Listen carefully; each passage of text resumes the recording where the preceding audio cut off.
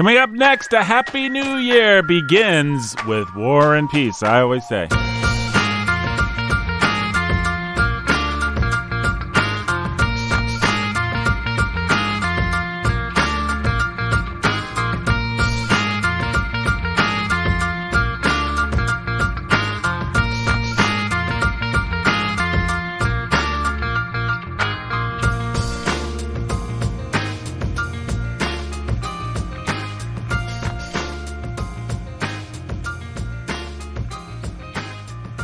Hey everybody, welcome to the Bookening. This is Nathan Albertson, humble and obedient. Hoy.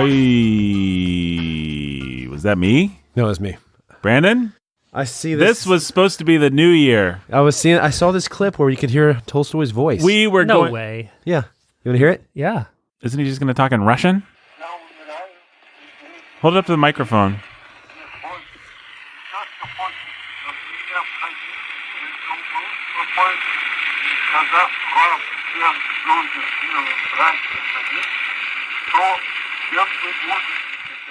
You know, I never really felt like I knew Tolstoy until now.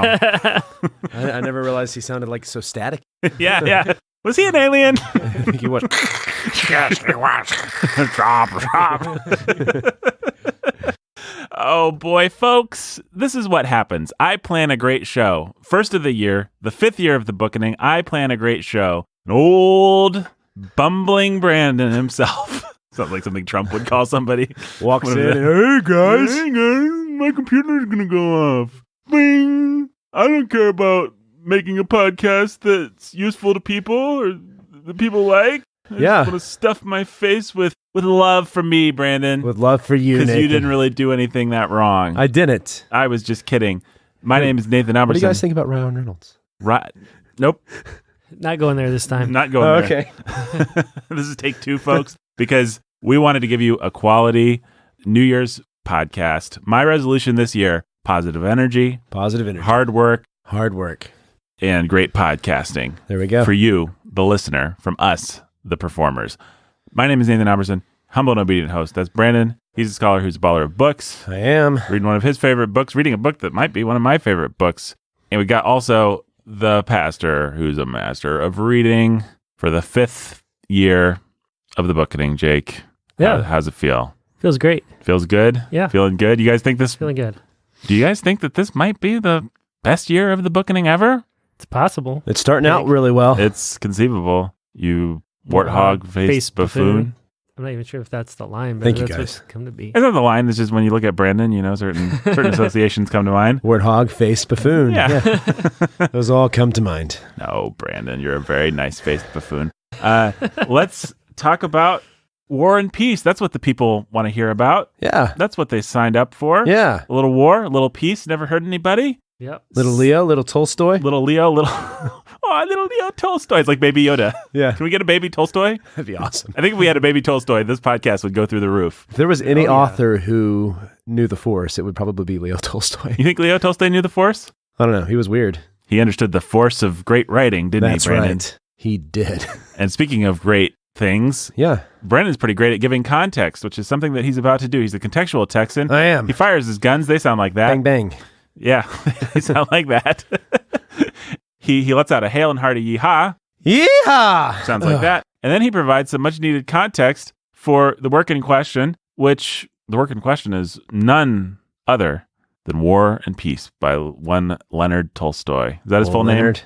What's No, Leo it's- stand for? Is it like Leon Ivanovich? Yeah, something like that. Zitvich? Leon Ivanovich. Levan Ivanovich. Yeah. Brandon's going to provide some much needed context. Folks, my goal in this podcast is to make, in the next few podcasts that we do about this, is to make you read War and Peace. Because I think you should do it. And I don't think you should be intimidated by the length. I think it's worth giving your time to. And I think it's not as much of an undertaking as you might think it is. So I want these episodes to serve as an advertisement for War and Peace, as just for this great product that I think you should give yourself to. And the way we start, the way we get there, is via the route of context. We do. And Brandon's about to provide it. I am. Take it away, Brandon. Let's do it. New year, so we may have some new listeners. Mm-hmm. A lot of people don't realize that they may not realize that I often start my context with some bio, so that's what we're going to do. I'm going to say we probably have hundreds of new listeners, so a lot of people don't. Yeah. I But have you do. reasons for starting with bio.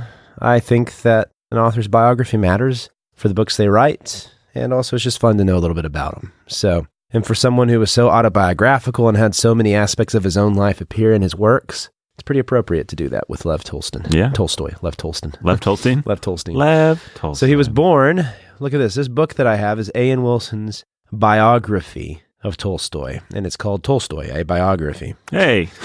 This guy, Michael Holroyd, said, immense in scope, acute in its judgments, wonderful readability, a most impressive achievement. And for the most part, I agree. This was a great biography. I haven't read it all yet. I made it up through the War and Peace, though. Hey, that's all we need. That's all we needed. So he has a nice chronology of Tolstoy's life and times. So we're going to go through it, get us up to War and Peace, and then we're going to go add some color to it. And then we're going to talk about Russia, and then we're going to talk about literature in general. And then we're going to move into the book. How's that sound? That sounds like... Does that sound like a good plan to you guys? An epic journey. Does that sound like a good plan to you, Jake? I can tell you're focused over here. Super focused. I'm with you. Yeah. I'm so excited about that. I don't know that I've been more excited about context, to be honest. Good. Well, it'll be fun. So yeah, this is actually the first time I'm really looking over this chronology that he gives. But I don't even know why I read the book, because this gives all the major points. There you go. At least he'll keep me on track with the date, so people can't come back and say, "Oh, he messed up. He didn't admit it. 1 star. He messed up one date, 1 year." Because apparently the Muppets are the ones who give us 1 star. Yeah, Kermit the Frog here. I hated those guys. Hi-ho, 1 star. Can any of us do a good Kermit? No, we cannot. Nope. But we support the dream, though. War and Peace Muppets. That's something. Well, we already have Baby Tolstoy. That's kind of a Muppet. The Muppet started the whole baby genre of things. I guess Kermit would inevitably be Pierre. If they did the Muppets. Yeah. Nah. Brandon, I or think... is he like a side? He's usually a side character. No. Kermit's Prince Andre. Come on. He is all depressed. Miss Piggy's Natasha. I think Fozzie Bear might be Pierre. Fozzie Pierre. Yeah. He would make a good Pierre. And Fozzie Pierre. I like that. I think we have to finish this out. Nikolai, obviously, got the great Gazoo. What's his name? Gonzo. Yeah. Rizzo the Rat can be his little, one of his lieutenant friends. Yeah. And then you just what's Kermit's son's name? The little cute frog guy. Tiny Tim. Yeah. But he could be, I guess the Rostovs all have to be pigs. Nikolashinka. Yeah. Yeah. There you go. And yeah, it writes itself. It does write itself. Who does Michael Caine play, though? Michael Caine plays General Kurtzov. Yeah, he would be a good Kutuzov. Kutuzov, yeah. Or Napoleon. He can have his pick. He's a good Kutuzov. Danny DeVito is probably a good Napoleon. Yeah, there you go. Especially the way Tolstoy paints him. Yeah. Of all the characters the book is just full of so many three-dimensional characters. And then you get Napoleon, which is hilarious. Yeah, there's 2 or 3 characters that Tolstoy has less sympathy for, and it would be Napoleon. It would be, what's his name? Dolokhov? No, the guy that... Because even Dolokhov gets his watercolors. Not so much those two. There's a guy that released all the flyers across Moscow. Oh, yeah. Rastopchin. Rastopchin. Yeah. Historical guy. Tolstoy He's obviously the mayor wasn't of Moscow. Super fond of him. Yeah. These leaders who are just buffoons, but imagine that they're leading history, but actually history's leading them. Was that something that Tolstoy wanted to say? It may have been something he had a little bit of a shtick trying to get that across. You don't say. Yeah. It is fascinating how many, because we think of this as a faux pas these days, but it's fascinating how many of the great books by the great authors, they're just like, I want to tell you what my book's about, so I'm going to tell you now. Here's what the book's about. George Eliot does this in Middlemarch all the time as well. George Eliot does it. Steinbeck, of course, does it. It feels like a lot of the authors... They feel the freedom to do it. Yeah. Or they feel the pressure to do it because maybe they're afraid their readers aren't good at reading between the lines. Yeah.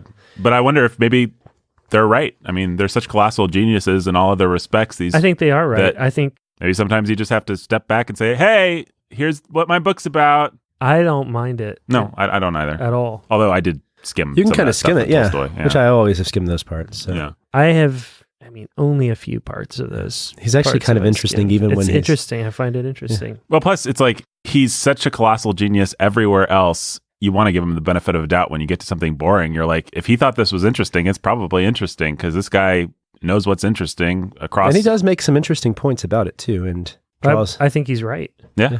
Well, yeah, At least on the whole, I think he's right. Yeah. I think it's super... He makes a really great case. Yep. Napoleon wasn't all Napoleon was cracked up to be. No, we can talk about Nobody is. Yeah.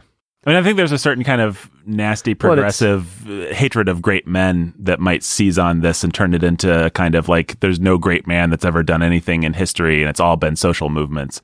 So the stick figure version of what he's talking about, I don't agree with. But the idea that the Pierres and the Natashas are the people that actually make history, that's a profound and powerful idea. I don't know. And it's partly true, and it also gets to what we've said about the big mythology of genius making in the first place as well. That it's true that you have these great geniuses, but also it's true that you have to put it in its place in context as well. I'm on board with what he said. I just think it is funny because it gets more and more frequent, and then that's the way, well, not to spoil things. It may or may not be the last 10 chapters of the book. He just decides, hey, let's just talk about this history stuff. But that's not, that ending. We can't talk about it yet. No. I forgot the way that he leaves us with all the characters, and it's pretty brilliant. It's pretty great. And when we get into our context, we're actually going to find out, man, there's one part of our context that I wanted to do, but I'm not quite sure I can do all of it without spoiling some things. Just do it. Okay. All right. I'll try to spoil as little as possible. The one who's going to get spoiled the most is Pierre, because there is one interesting thing that happens that we need to know about. And right, so to put this in context, and he starts out here. Hey, I've had as much time as everybody else to read the book, and we've got to do a good podcast. The point with Tolstoy is not the surprises. That's right. You have, in fact, predicted where everything's going. I'll just say quite accurately. 90%. Yeah, 80%. I can say that with one so character. It just doesn't matter to me. I do think there is one legitimate surprise that'll take you by surprise with one character. Okay, if you want to try to not spoil that for me, great. Yeah. But if it's going to make the podcast less... I'm not going to spoil that surprise at all. Well, let me just tell the listeners. So Jake hasn't finished. He's got a few hundred pages to go. But how we're going to handle that is we're going to do context this episode. Next episode, I think we're going to talk generally about what makes Tolstoy and War and Peace great. And then the next couple episodes after that, assuming we do about 4 of them, will be delving into the book. And by the time we do those episodes, Jake will have read. We'll have baggage to go through. Yeah, we got baggage. There's plenty to talk about, so I'm not worried about it. But I just want our listeners to understand what's going on here. So context, Brandon. So in this chronology, I'm going to kind of use this to help guide me through this, because he starts off with the accession of Nicholas I, who is the one who followed Alexander I, who was the main emperor during this book. And so let's just start off a little bit with where Russia was at the time that the Tolstoys became such a prominent family. Because Tolstoy comes from a prominent family in Moscow, St. Petersburg. And they actually had estates with serfs, and he was inherit one of them, Yasnaya. I don't want to say the last part wrong. Sorry, guys. Yasnaya Polyana. So, and this would be the estate where he would inherit this, and a lot of his educational stuff that he would do later on, right around the time that he was starting War and Peace, would be at this estate. Is the guy that's called Tolstoy in the novel that shows up in random battles and stuff? That's one of his ancestors. That's actually an ancestor that would have been doing all those things. They actually go way, way back for where the first Lithuanian invaders came across the Caucasus Mountains, or however you say that, into the Russian plains and settled there. And so one of the early czars gave one of his ancestors the name Tolstoy, which means fat. And that's how the name Tolstoy came about. It's because it means fat. What does the word Brandon mean? It probably means fat. Maybe I'm an ancestor of Tolstoy. He's my ancestor. Right. Would that be the way it is? You're a great ancestor. Wait, what? Maybe you're Tolstoy's great-great-grandfather. Yeah. People don't realize we're actually doing this podcast in 1200. Wouldn't that be cool? Yeah, that'd be a great twist. Yeah. All sorts of twists. Yep. Anyways, and so these czars would come over, and they would slowly start establishing themselves as having European influence. And so Peter I is one of the famous examples, and this was in the 1700s. He was followed by Catherine, who was followed by Alexander I. And so Alexander was the third in line of these great emperors for the Russian Empire, in which were gaining property, gaining land, extending Russian influence, but also, as this happens, with the weird Russian Eastern Orthodoxy that was in there, and the weird occultism that was there, just the fierce reality of life that comes from living in Russia. It's cold, and people die, and it's miserable. There's wolves that eat you. And the sort of brutal realism that comes from that started to mix with the European mindset. Were those dudes in my Antonia from Russia? Yes, exactly. That's what I had in mind. As they started to mix then with European culture, you would have the French influence coming over, the British influence coming over. And so by the time you get to Alexander I, he was a very urbane emperor, and he's pretty accurately portrayed in War and Peace as being a man who was kind of caught between. He reminded me a little bit of Richard II. Yeah. effeminate, but also wanting to have this dignity to him. And caught in a very difficult position of trying to extend this Russian Empire, but also at the same time be a respected, dignified, European-style ruler. And so this would extend throughout his reign until finally, when it came for him to succeed, and for him to give over the empire to one of his brothers, there was a little bit of a war between his brother Constantine and his brother Nicholas. And this would give way to the people who would support Nicholas and the people who would support Constantine in 1825, when Nicholas I would actually take the throne and his brother Constantine would give it to him, which we call the December Uprising, or the Decembrist Uprising. I've heard of that. Yeah, and what this was, and you see hints and bits and pieces of it throughout War and Peace, was where you had these groups of men that wanted to bring European ideals to Russia to help change the way that the legal code was handled. So you see this in Prince Andrei and some of his aspirations, but you especially see it with Pierre and some of his aspirations, which would become clearer towards the end of the book. And so originally, War and Peace was actually imagined, Tolstoy wanted this to be called like the Decembrist Uprising or something like that, the Decembrists. Not named after the band, but... That's too bad. Was the band named after them? I think it was named after the Decembrists, yeah. The Decembrist Uprising. I mean, it had to be. I don't know the history of that band, but I mean, I had to have something in mind. And so you had these guys, they were bringing European influence. They really wanted to change. Alexander was a little bit, he had liberal tendencies and he wanted to be that kind of king, but then he also had this on-again, off-again relationship with Napoleon. And then finally that would all come to a head when Napoleon decided to invade in 1812 because someone told him that they wanted to accept his passport. So Napoleon was like, okay, fine, I'll come in and I'll invade you. And we'll talk more about that. I mean, it really was a disaster. Let's just talk about it now. Yeah. Why not? We'll get to Tolstoy in a minute. We'll provide some of the background. It's nice to have the background. Yeah. And so, I mean, in War and Peace, you can see all the things that were happening. Napoleon took the throne in France after the tumultuous years of the Revolution. He established himself as an emperor, even though they lopped off the heads of the prior emperor, which, I mean, the irony there is pretty rife. But he was like the emperor of the people, as opposed to being a king that had the people's concerns weren't at the king's heart. But Napoleon had the people's concerns at heart. Just like Donald Trump has our concerns. And what this meant is that he was going to spread French ideology across the world. And so he went and he invaded Austria and Prussia. And you can see the wars of Austerlitz in this early parts of this book, where all the kingdoms of the world tried to come and stop Napoleon, but it seemed like nothing could stop him. He was just fighting and winning battle after battle. And I think a lot of Tolstoy's observations about just how the chance was behind it, and not so much Napoleon's genius, pretty profound, and people tend to agree with him. Because this all came to a head when Alexander and Napoleon kind of made friends, but then things fell apart in 1812. And like people looked to the heavens, you had Halley's Comet, which was going across the sky. They saw these omens. Mark Twain was being born. That's right. You had these omens that were passing overhead. And so people realized this was going to be a profound year. And so Napoleon invades Russia. There's the Great Battle of Borodino, which Kutuzov insisted was a victory, but actually led to the Russians taking Moscow. But you mean the French taking Moscow. Yeah, the Russians finally took Moscow. They finally took Moscow. And Napoleon went there. They stayed for a while, but then they abandoned it. And by the time they made it back to France, because of the brutal Russian winter and because of the little skirmishes that would happen between them and the peasants, the people of Russia were just fighting and killing them, and it was just awful. By the time they got back, historians project that he lost up to 85 to 90% of his forces. Wow. And it just destroyed the French army. Mm-hmm. And it's like it's happened twice in history now. The same thing happened to Hitler. Yep. When he get involved in a land war in Asia. That's what I was thinking. And so the classic blunder. And it was, but the devastation on Russia was awful too, because they lost like 1.5 million people as well. It was just awful. But Russia just is so huge; it has these people that it can just throw at this sort of thing, and it's awful. But and they had the advantage of defending their homeland. That's right. Mm-hmm. And you see that play out throughout this book, in that in the end, the Russians were in the right because they were protecting their home. Yeah. Well, 9 times out of 10, you're going to pick a man over a woman in a fight, but if the woman's the last thing between her and her children, watch out.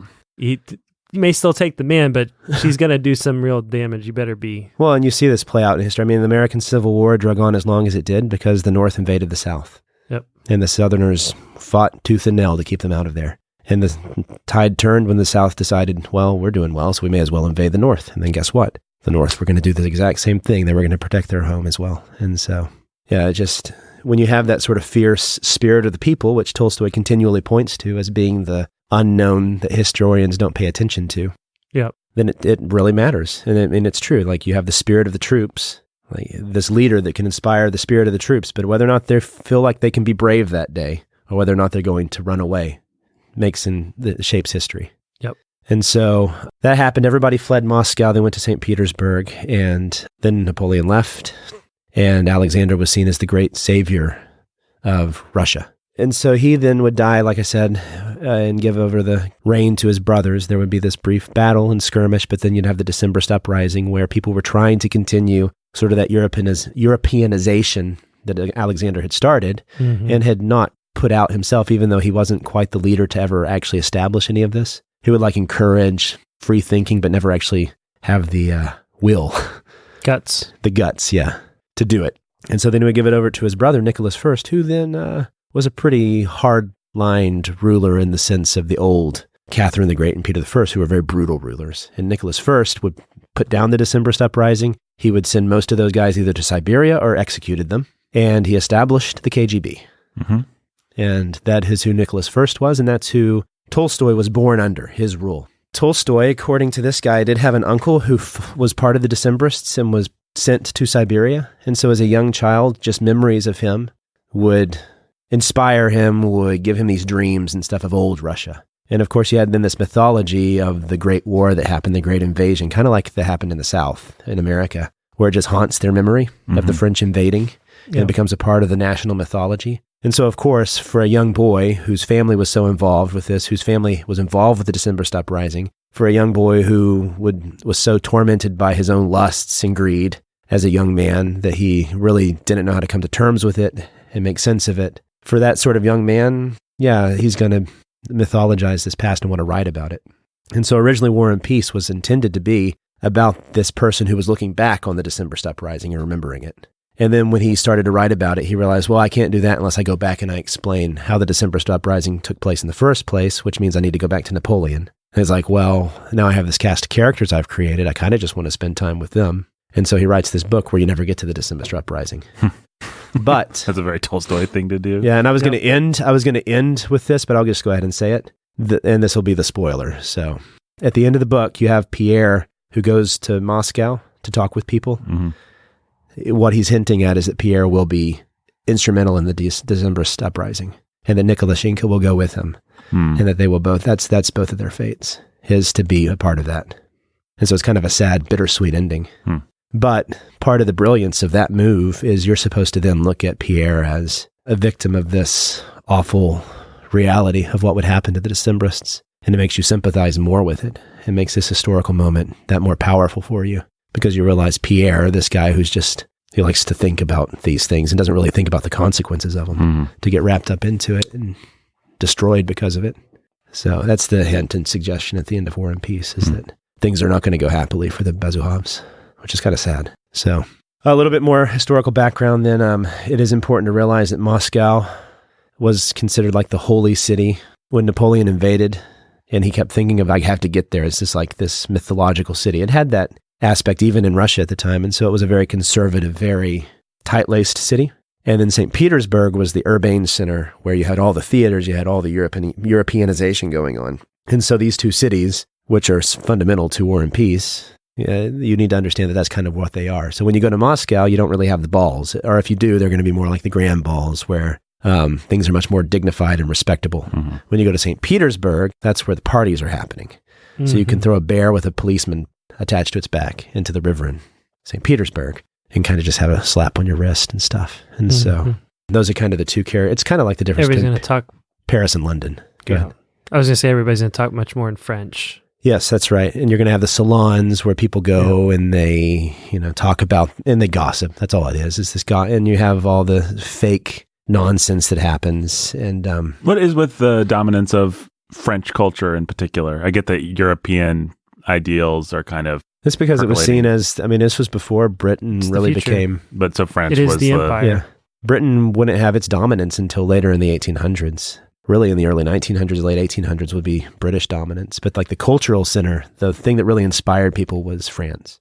because people want to view Napoleon as a villain of history, what people fail to do is give Napoleon the credit for really, I mean, in a lot of ways, Napoleon is the founder of Western ideals in like Germany isn't Germany unless Napoleon does what Napoleon does. The rule of law actually doesn't spread and work its way down into the nooks and crannies of especially Eastern Europe if Napoleon doesn't come and conquer and institute the Napoleonic codes.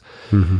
And for all that you can say bad about Napoleon, Napoleon did leave in a lot of ways a positive legacy in a lot of countries, despite the devastation of it all. Which is what Napoleon, would have wanted you to think, is that he's going to come and bring... We provide order and infrastructure. Infrastructure, rule of law, peace. You have that great moment when he conquers Moscow and he's imagining what'll happen once have you made it to that part yet? And so Napoleon's imagining to himself all the lords and ladies being brought to him. And he's like, look, I'm bringing you this Napoleonic code. I'm bringing you freedom. I'm bringing you this, what you've wanted. To do for Russia what Alexander doesn't have the guts exactly, to do. Yeah, that's what he's thinking. Exactly. We're going to get rid of the abolition of serfdom across Europe. Mm-hmm.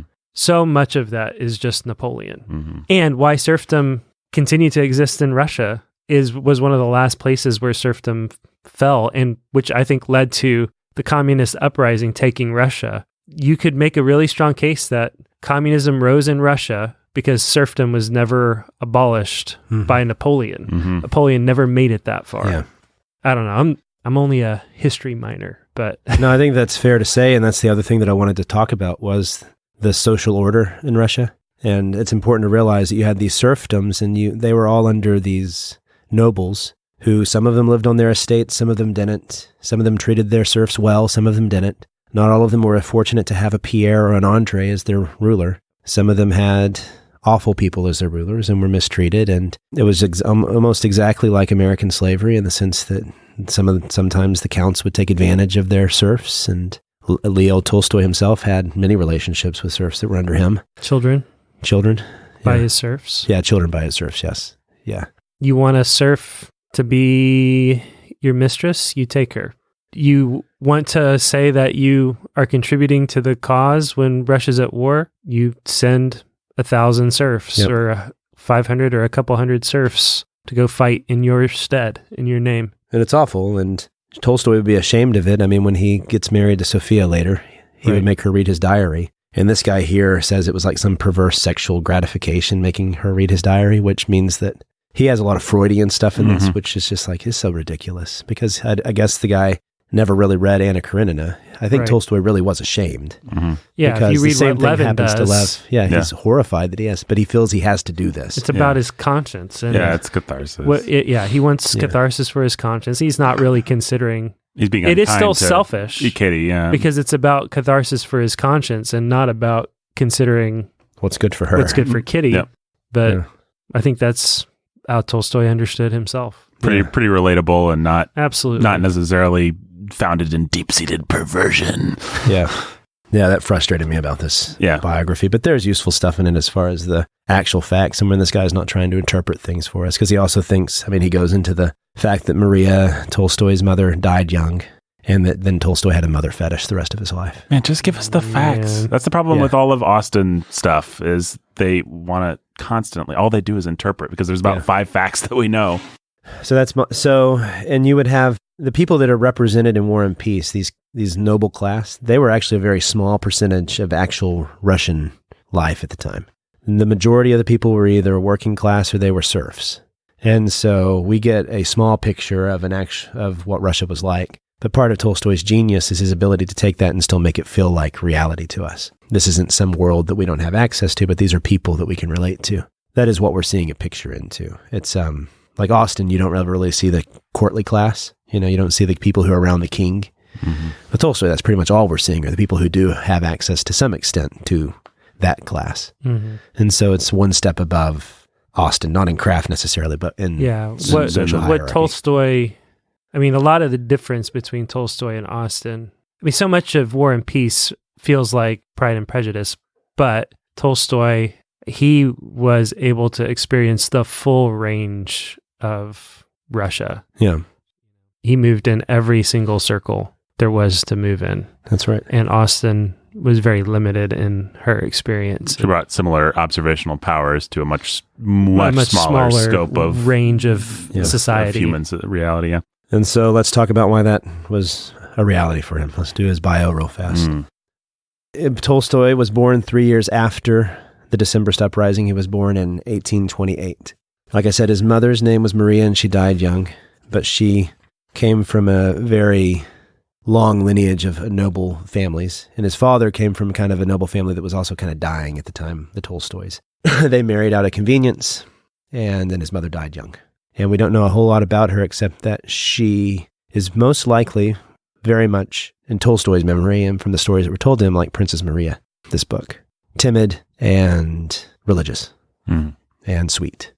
But one of the brilliant things, and we'll talk, I'm sure, about this, is the fact that, and I've talked to you some about it, is that even with these characters that Tolstoy obviously has a love for, he still lets her be angry. He still lets her have these problems. He still lets her have depth to her character. It doesn't just make her into an angelic being. No, you don't catch Tolstoy stacking the deck very much at all with his characters. But like I said, he grew up at Yasnaya Polyana for a while. His grandfather was kind of a strict old man, and most likely old Prince Bolkonsky is based on him, the angry prince. And Andrei is most likely based on his father, who also died when he was fairly young. Yeah, in the 1830s, they moved to Moscow, and so they would leave Yasnaya Polyana, but he would continue to go back to and have a lot of his childhood memories formed by this. And Yasnaya Polyana is the basis, most people think, for Bald Hills and Orotno, the Rostov estate that they had to give up. And so a lot of these childhood memories would come back and be foundational for Tolstoy. He was very close to his brothers. In fact, they had an aunthood. They called themselves the Aunt Brotherhood. He and his brothers, Dmitri and Sergei. And just a little background, Dmitri would later grow, you haven't read Brothers Karamazov. He's very much like one of the brothers in that book, who's very religious and very otherworldly in the fact that he doesn't give himself to the lechery that the other brothers would. But then he would die very young because he would become disillusioned with life. And so he died in the arms of a prostitute of tuberculosis. And he was actually the basis for Levin's brother and Anna Karenina, that sort of relationship that you would see. I mean, Anna Karenina is very autobiographical in many ways for Tolstoy's life. Kitty's based on Sophia, believe it or not. There would be some upheaval that they would have. His guardians had a way of dying.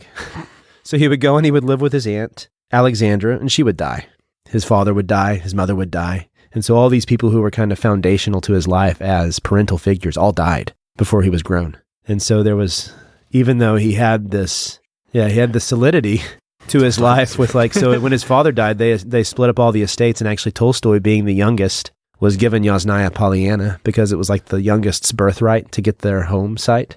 And so he was given that. They had to split up the serfs, and so he had 300 serfs at the time. To have 1,000 serfs meant you were really wealthy. To have less than 100 meant you were poor. And so he was right kind of in the middle between. So like the Rostovs, he's kind of in that class of person. He would go and he would study at Kazan University briefly. He would try to study law, but he wouldn't do very well. He wasn't a good student because he was given to lechery from a young age. What do you know about that? And in 1842, at the young age of 14, I think that makes him right. I'm doing the math right. His brother took him to a brothel and he lost his virginity.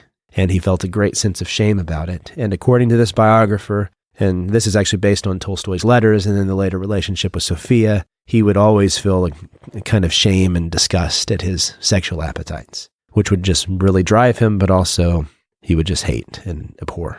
And you see that in other characters as well, like Pierre, he tells the Mason what's his one weakness, what's the thing that drives him and to be worldly, and he says women and drinking, I think is what he says. So he after he gets out of the university, he spends some time in St. Petersburg with a relative. He starts to read pretty extensively, especially Sterne. Have you ever read any Lawrence Sterne? He loves Tristram Shandy and A Sentimental Journey, those sorts of books. And those begin to make him think that maybe he can be a writer. And his aunt also encourages him to potentially be a writer. And so he starts to think about that in that direction. And so in 1851, he starts writing what would become known as Childhood, which is his reminiscences on his childhood, but nobody actually trusts. Everybody thinks it's kind of just make-believe. It's him trying to mythologize his own past. But by 1852, this was when he would have been like in his early 20s. He is beginning to publish some stories and stuff like that. In 1854 is when he goes with his brother to Crimea. And this is in the Crimean War. Do you guys know anything about the Crimean War? The Crimean War was under Nicholas, who we've already mentioned. So it was in Turkey. The old Ottoman Empire was beginning to crumble. And so Russia saw this as an opportunity to both expand their frontier and to also just take some control, which they felt was their right because of ties to the Ottoman Empire through Eastern Orthodoxy and stuff like that. They just felt like they should have some right to go and have some control over what became of the old empire. And so they went in. France and England and some other countries decide that no, Russia actually doesn't have a right to that. And so they come over and they decide to fight them. And it becomes an extraordinarily brutal war that was pretty traumatic for Russia.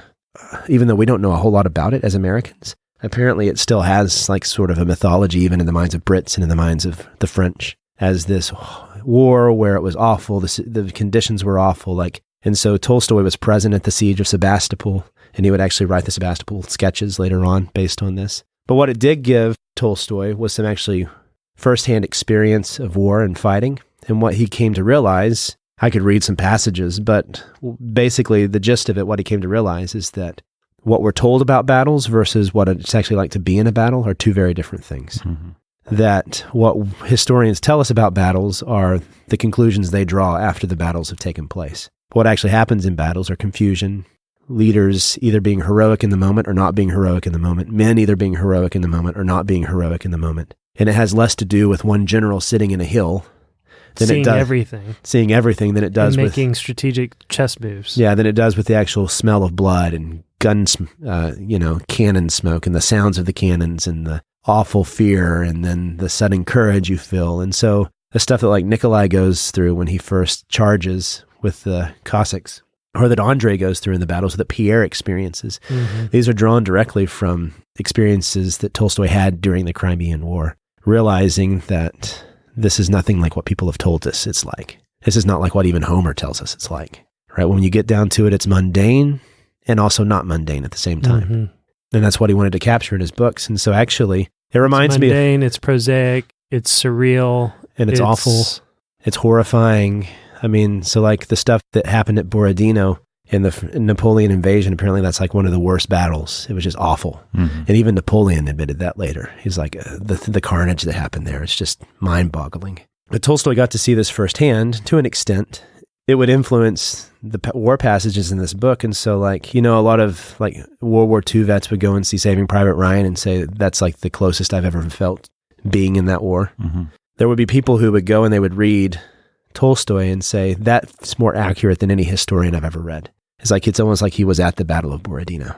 It's like, that's what it was like to be there. It's like all these other guys, they don't know what it was like, but Tolstoy, he captures it for us. And so like one of the passages, and I felt this too, one of the passages that horrified me were when the guys were trying to get across the frozen pond and they were being fired on by the French. Mm-hmm. And then there was like a wet thud of a cannonball hitting someone and everybody panics and tries to get across the ice and it's breaking. And the cannon's just firing onto these guys and just the horror that you must have felt at the time.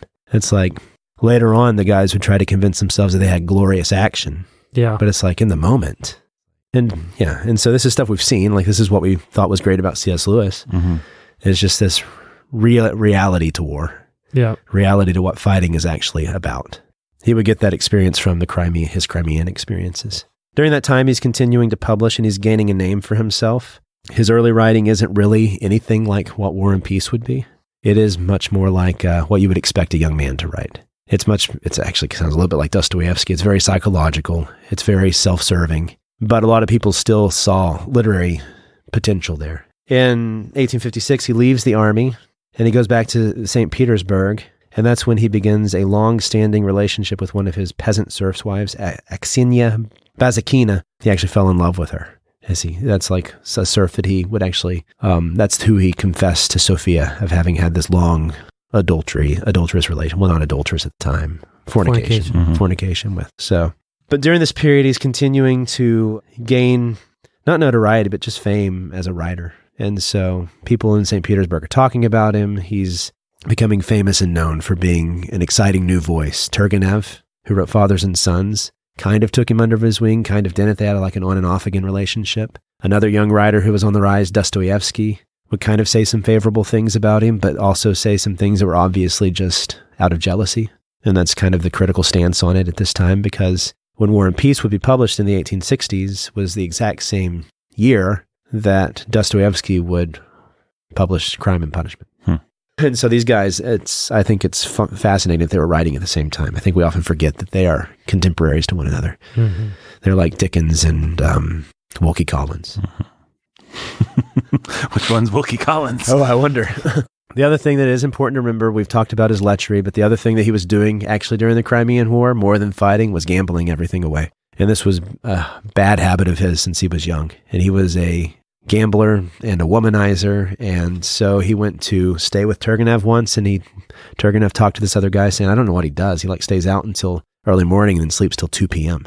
And then he came to St. Petersburg, and he would go to all these salons, but really he was kind of like Pierre. He was but less sincere about it. People said that he seemed like he was just always putting on a show, like he was being theatrical. He wanted to appear one way. And so one thing he would do, apparently, is he would go to these salons with all these other famous writers, and he would talk about how bad Shakespeare was. What a poser thing to do. And nobody really thinks he believed it. But he would talk about how awful Shakespeare was just to get a rise out of everybody else. So he could just leave. It was during this period in the 1850s that he would take a brief stint and go travel Europe. And he would meet Matthew Arnold, for one, who was at the time doing a lot of work with British schools. He would take some of these ideas from Arnold and he would apply them to his own work in trying to revolutionize schooling for his Russian serfs. And so the point being that is during this period, this 1850s, that we begin to see him change and become more concerned politically. He's not so much this insecure, lecherous guy, but he's beginning to grow up. He's beginning to mature. He's beginning to be concerned for what he's going to do and how he can have an effect on his serfs and on Russian life. Mm-hmm. So he meets Arnold. He meets another guy named Proudhon, who was like kind of an early semi-Marxist, but not really a Marxist. In fact, apparently Marxists hate him. But what's important about Proudhon is that he was mentioned once in War and Peace, but he wrote a historical book called War and Peace. And so it's obvious that Tolstoy took some influence from this guy. Tolstoy would go back to Russia, and he would begin to become very involved with his estate. Apparently one of the things he did was he wanted to revolutionize education. And even though he went into the classroom and he would try to teach his masters and his teachers what to do, apparently he ended up just teaching like for hours, and the kids just loved him, and he would just sit there and teach. And that's like something that he found that he was very natural and gifted at. And so he loved that. And so that's when he begins to, like Levin and Pierre and Andre, all have these moments where they turn to their serfs and become concerned with the people that are under them. This is when he turns towards them. All right, we're almost to the end of this with his bio. One other thing that's happening during this period is he's thinking about getting married. And there's this family of 3 daughters, and one of them, the mother wants him to marry, Liza, but he becomes very attracted to the younger one, Sophia. And so even though he's supposed to marry this other one, eventually he proposes marriage to Sophia. And she's like, they barely know each other. They kind of actually don't like each other, but they're extraordinarily attracted to one another. So there is a moment where she wrote in her journal how and Levin does this with Kitty, wrote out these letters and then asked her to interpret what they meant for him. And she was able to do it. So that's actually another thing where he took immediately from. But like the Rostovs and the Bolkonskys, and the Bezehovs, they're all based on these people that he knew from these families.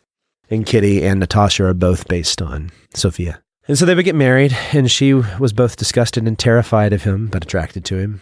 And he was both uninterested in her, but attracted to her as well. Recipe for success right there. There you go. So they had a wonderful marriage. It was during this period, right after he got married, that he began to think about War and Peace. And like he had already through the 50s been thinking about having this book on the Decembrists. But he begins to write it in the early 60s. Then by the time he's 35, it's when he really starts to seriously write it. Even though he likes to kind of he liked later on to give the mythology of himself as having just written and not really revising much. Apparently, Sophia gathered like 12 boxfuls of his notes and changes that you can still go see in like the Moscow Library. Some people, she and her brother, suggest that he went like through 7 rewrites of it. Whoa. They're like 7 versions. And so like in one version, Prince Andrei wasn't going to have something happen to him that happened, but then in the end realized that for his friend's benefit, he should still give up Natasha. And so you see these changes. So he dies. And so maybe. Shut up. He wasn't going to buy that new sword. Yeah, he wasn't going to buy that new sword. He wasn't going to go off on adventures with Reepicheep. Right. And so, but you see these changes and adaptations to the characters, and as he gets into the story, as we saw with Anna Karenina, things change as the characters demand that they change and as the events demand that they change, so it's more realistic. He would begin to write it. He would actually read it to his family, get very enthusiastic. But at this time, he also found a good publisher. I can find his name. It probably is helpful to know his name because it's fun, the fact that he had this publisher. This is the same publisher who would at the same time publish Crime and Punishment. So he was very much like that one guy who, the editor of Genius. Oh, Maxwell Perkins. Yeah, he was like the editor of Genius, but for the Russians. Katkov. Katkov was his name. Katkov. He would begin to publish War and Peace serially, kind of like a Dickens novel at first. But then his wife actually said, no, there's more value in the book sales than there are in the serial publications, because once the serials are gone, who's going to buy it anymore? Do I remember reading somewhere that Crime and Punishment, War and Peace were initially serialized in the same magazine at the same time? Say what? That they were in the same magazine at the same time? Yeah, were they serialized? Do I remember reading they were serialized in the same magazine at the same time? Yeah, I mean, they were both under Cat. Yeah, and so he was publishing them alongside one another. And so I'm not sure if they published in the same, I'll look that up. That'd be interesting. But I know that they were at least under the same editor. Yes. Tolstoy's novel War and Peace was being serialized in the Russian Messenger at the same time as Crime and Punishment, which would have been January and February issues of the Russian Messenger. I don't believe that's a fact that this guy mentions for whatever reason. That's interesting. Too busy. But yeah, so it helps you realize that, I mean, this is the literary world, and that's the last thing we're going to get into is kind of the literary world of Russia at the time and Europe in general. But so that gets, and it becomes a hit. People see themselves in these characters. They realize this is like the great patriotic book of Russia. But then you also have some of the critics who were confused by it. A lot of people said, well, this isn't a novel. And some people said it works despite itself, is what a lot of the people said. It's like, this isn't a novel, but it works despite itself. But that's just, most critics now think that that's just the phenomenon of people not knowing how to understand a great work of art when it first appears, especially if it's so different as this thing is. I mean, because there's no doubt about it. He, in fact, in our books, did you guys read the epilogue? I started it. I didn't get a chance to finish. Where he actually talks about what this is. Yeah, and he says, it's not a novel. He says, not a novel. It's still less an epic poem, still less a historical chronicle. And so that kind of gets us into what is War and Peace and how does his craft create this? Well, as we've seen, Tolstoy was obsessed with these big philosophical movements, these ideas. And one other important fact is that given the fact that he was a count, he had a lot of free time on his hand as well to write this sort of thing. I mean, he could either go out and he could try to reform the education for his serfs, or he could talk to his wife, or he could write a book. Those are like those were the options to him. Go party. Or he could go party. And so he chose to write War and Peace from 1865 to 1869. There you go. So there we go. Good That's choice. why we have War and Peace. Glad he did. Other interesting fact is that War and Peace is before Anna Karenina. Okay. Even though it seems like it should be after in some ways. No, that makes sense. It does. I kept getting it confused. I get it confused all the time too. It just seems like this is the work before you go crazy. Does that make sense? But then actually remembering Anna Karenina, Levin's big going crazy at the end is kind of the work you do before you go crazy. So you see him going crazy along with Levin. Well, there's also, I feel like for his genius and maybe superior a novel War and Peace is, there's a maturation in craft that you see in Anna Karenina, both with having a little bit more driving of a plot and also with just how sparingly and effectively he uses some of his best tricks in Anna Karenina. Yeah. I don't know if that's... It'd be interesting to go back to Anna Karenina. You'd agree with that, but... I would. I'm thinking, though, let's talk about that next episode. Okay. Because that'll be a good thing to talk about. And we'll pick it up at the beginning of next episode. No, yeah, I actually agree with the majority of that, too. It's fascinating to think of these two things together. What you see is his immense capacity. So one person, Pushkin, I think Babel said about him that to read, if the world could write, it would write like Tolstoy. And that's kind of what you see with him, is this immense capacity, apparently ever since he was young, to just observe and to see things not differently than anyone else, but just very clearly. Yeah, to see what he sees. And so I posted on our Instagram a quote by this guy saying that to read Tolstoy is to like finally not see through the smudged window anymore, but to be on the other side or something like that. And that is what it's like. I mean, a lot of this is just like this crisp reality to it. So some of my favorite Christmas chapters are when Nikolai goes out in the Troika with So yeah. Oh, that's wonderful. pretty and you awesome. have the mummers and all that go into Mhm. these houses. It's amazing. It's like nobody captures the feeling of Christmas and the excitement for young people of Christmas as he does there. The crisp snow, the sound of it, the feel of it on your skin, going to these houses. Suddenly I'm in festivity. love with this woman I happen to be with Yeah. just because she's It's just happy. Yeah. Yeah, And but it's- it's like he plants a she's in the sense glove. memory. It's like the Matrix downloading, a thing into Trinity's head or something. It's like I've lived that moment. I mean, yeah. I know that sounds like hyperbole, but Tolstoy's the only author that I think I would even. Well, there are a lot of say sense that. memories that I have that may not be mine, but may be Tolstoy's. Mm-hmm. And he kind of did plant them there because I've Yeah. read him for so long. The hunting scene in Anna Karenina. Well, these Well, both even the have hunting scene with scenes. Nikolai in this, Yep. it's amazing. Yep. Just the vividness of it. Mm. And a lot of it goes a bit from his descriptions, like when he that one line where he said drops dripped, right? Stuff like that. You can just hear it, you can feel it, and it just makes you feel like you're there. And there's, it's a difficult craft to do, but that's what he was a master of. His characters do seem psychologically real, Mhm. but his big distinction between him and Dostoevsky is that he doesn't go into like the deep, deep, deep psychology that Dostoevsky goes into. But you still feel like he has just as strong a grasp, if not a stronger grasp, on human intentions and human reality than Dostoevsky does. Like why people do the things they do, why people are the way they are. There are no Well, I think that characters. Dostoevsky goes so deep that he ends up being wrong because people really aren't that deep.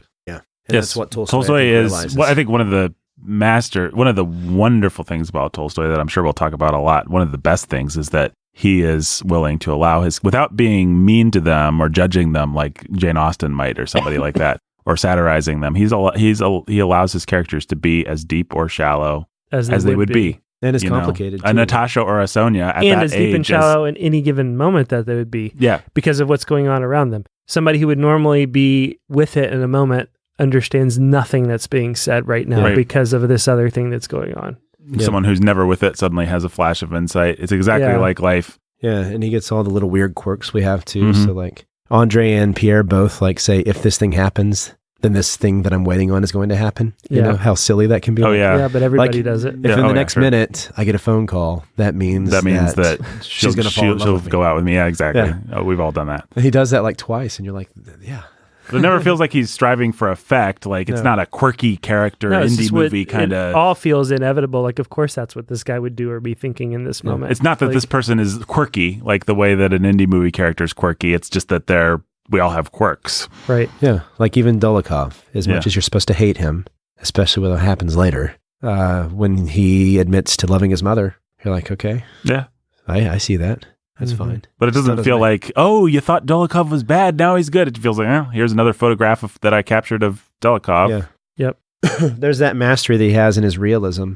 A lot of it comes from his influences. Lawrence Stern, he was also a big reader of, so apparently there was Dickens fever in Russia at the time, There you go. with especially Dombey and Sons and David Copperfield. And Tolstoy later in his life would say that David Copperfield was his favorite novel and had influenced him the most. And the one thing I can say about David Copperfield is that sort of sense memory. Like Sure. there are things in David Copperfield that I remember distinctly as though they're my own memories. Mhm. Mm-hmm.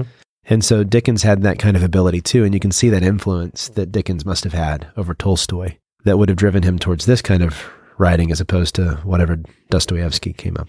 That sort of intense, moody, brooding, navel-gazing psychology Mhm. that I think distinguishes Dostoevsky, and which is maybe unfairly because there are moments in Brothers Karamazov that are beautiful and wonderful, but at least that it attracts kind of like Fight Club, that kind of guy, Mhm. that kind of reading. Mm-hmm. So then just to kind of put him where he was in history, and this was written in the 1860s, and this was kind of the high point of Russian novel culture. You had Turgenev, who was writing before that, but you had Tolstoy and Dostoevsky were in the height of their careers. This is what kind of established Tolstoy as the great Russian writer. Quickly after them, you would have Chekhov, who we've also read. Mhm. Yeah, this was the high point of Russian culture, Russian literature, and it should make sense as to why, because you had this fierce identity of what it meant to be Russian because of the established things that had happened with the Decembrist uprisings, but also with the Crimean War and the offense that brought to them, the invasion of Napoleon. So, it felt like this is what it meant to be a Russian. But at the same time, you had all this European culture bringing French influences, British influences, and so that they could be a part of the great conversation that was happening. Who doesn't want to be part of it? Yeah, who doesn't want to be a part of that? And so you would have the influences coming over as things were happening with the novel and things were changing, like with Dickens, but with Victor Hugo, these guys, he would be able to have access to those writers. He was heavily influenced by Rousseau, surprise, surprise, and his idea of the noble savage, and all these influences would come over and would help to have this sort of period that was like when Shakespeare wrote his plays, the high watermark of Russian literature. His exact moment in the 1860s when you would have the two great writers who still to this day people look at as the great geniuses of Russian literature, Tolstoy and Dostoevsky. Yeah, which we're reading that this year. Oh, yeah. So we're going to begin our year with Tolstoy and end our year with Dostoevsky, from Tolstoy to Dostoevsky. Mm-hmm. So we have that, and it seems like maybe it's a coincidence, but really, if you look at the time, a lot of the great works were being written then. In America, Moby Dick was in the 1850s. Dickens was in the height of his career in the 1850s and 60s. So that just was like a high benchmark for the novel, those 2 decades, 50s and 60s. And so... Anything happening in French literature? Yeah, you would have had... When's Flaubert? Pretty sure Flaubert would have been during this time. Yeah, I mean, he would be writing in the so he was born in 1821. He was a contemporary. So you had Flaubert. Pretty sure Stendhal would have been a contemporary. Just verify that for you. Yeah, it'd have been a little bit earlier, but Stendhal would have been right at the end of his career when Tolstoy was a young man, and Hugo would have been around the same time. So Madame Bovary was actually being written in 1850. Yep. One of the other greats. So Flaubert would have been at the height of his career, and Victor Hugo, a little bit before those guys, but still, he would have been still in his career. So he was born in the early 1800s, but he didn't die until 1885. And so... How about Jules Verne? He'd have been Wasn't he French? Yeah, he was French, yeah. He would have been a little bit... Doesn't really quite count as... Actually, he was born the exact same year as Tolstoy, 1828. So he was a contemporary. I would always fancied him as a little bit later. Yeah, he was right there along with Tolstoy. Jules Verne? Yeah. The two greats. Two greats. So... But yeah, so French literature was in its height. I mean, you would have been a little bit out of Goethe was a little bit before this, but so German literature was already... I don't know about that Goethe. Yeah, German literature is weird anyway. German literature is weird. Wagner would have been in his heyday, and Nietzsche too. So there you go. Weird philosophies and the idea of the Übermensch coming out of that country. That's about what they gave. That's what they gave to the 1800s. Thanks. Yeah, weird operas and thanks, Germans. Weird philosophy. I'm going to go with the Russians and the French and the English and the Americans. And so, yeah, but just the point being that this was a rich period in literary history. And so... The richest? Right up there with Elizabethan England, maybe? And yeah, I think it is one of the richest moments in history.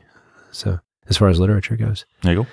And so Tolstoy's right in the middle of it. And that's all I got. Good man. Yeah. Well, I've got donors that we need to shout out. We'll be back next week with many more thoughts on war and probably some thoughts on peace. Probably. Guys, why don't you... say the word that you think from War and Peace is most associated with this person. Like war or peace? That's what I was going to do. Sure. Make of my instructions what you will. Jake Robert and Ron of the Lovebirds. Peace. The Artful Anthony Dodger. And Little Anthony Cigar Store. War. The Immortal Chelsea E. Peace. Jimmy Beeman, Little Annie Oakley. War. Lily of the Valley. Peace. And Ernesto the Lovebirds. And The Keith Master. And David's Mighty Men Trucking.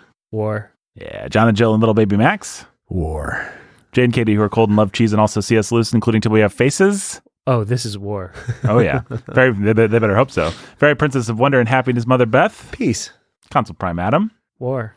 Jeremy the Dark-Hooded Lord of Death. Peace. Nathan Not Me. War. Maya! War. Ryan the Red Avenger and Judith of the Ladies of Justice. Peace. Danny the Dude. Danny the Dude. Oh, and DJ Sammy G. Wicca Peace. Benny and Danny Tiberius. War, because they sound like Romans. Yeah, Tiberius is a very warlike name. Eric and Catherine from Yawn the Window Breaks. Peace. Hey, it was good to meet you, or see you again, Ben Tiberius. Yeah, it was. They came down to the sing-along. They did. It's great to nice. see you. They came up to the sing-along. Always nice to see them. Professor and Lady X. War. Lavender's green, Dylan, lavender's blue.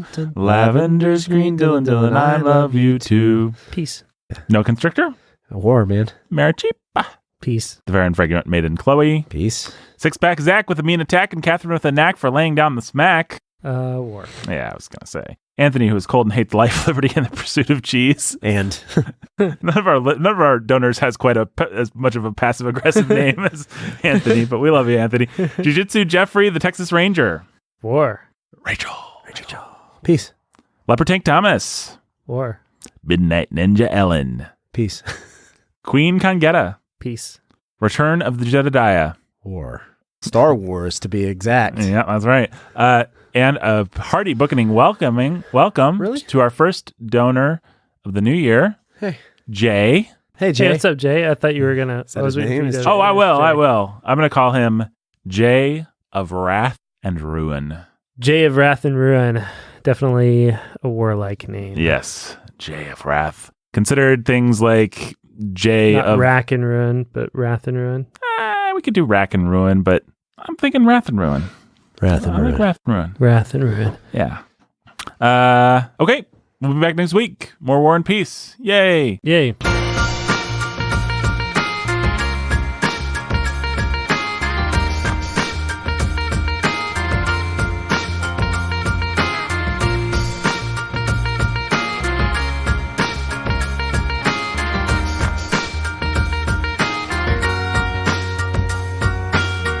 Bookening, written, produced, other things. Go to patreon.com/The Bookening to support us. Also, get the word out about the show. Just if you can't support us, you can still support us by telling people about the show. Choose an episode that you like and tell people about it. Right, Brandon? That's right. Right, Jake? Oh, yeah. Okay. Bye. Bye.